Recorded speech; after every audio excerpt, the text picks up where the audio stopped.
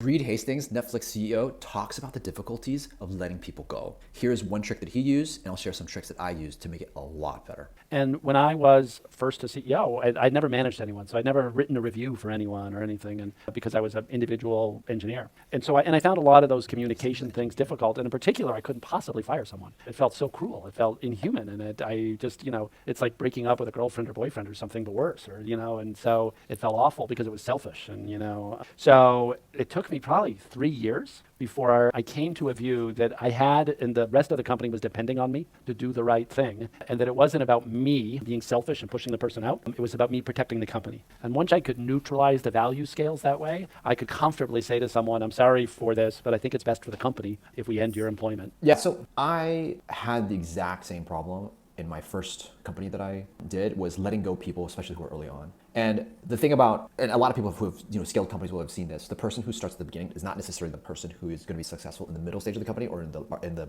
end of the company or the more mature side of the company. In fact, most people who join at the early stage of the company will leave 4 to 5 years, or their skills are just not really the right skills, because getting a company from 0 to 1 and from MVP to actually product market fit and all that stuff is an entirely different skill set. And a lot of the people who love doing that part get bored once they get into the second or the third phase of the company, and they either naturally leave or their skills aren't the right fit anymore. Because the mindset once you get into like the more mature is that everything's kind of set, all the processes and the SOPs have been determined. It's kind of boring. It attracts a different type of person to kind of work for that. And so what I've been very lucky with is you gotta have these frank conversations with people beforehand, right? And saying like, there's different parts of the company, different phases of the company, and like, do you find what you're doing exciting or interesting? It's an important conversation to have. And also just, making sure that you all know like, what are your strengths and what your weaknesses? Because when that individual starts to move, when the company moves into the middle section and that person is not really able to, for example, that person was an IC, individual contributor, and then started managing people, but it's clear that they're not really that good at managing people. Having a frank conversation around that, hey, it looks like you're having some challenges with managing people, but don't worry, we're gonna put you through a program and teach you and blah, blah, blah. And some people are open to that, some people are not. And for those who are not, then,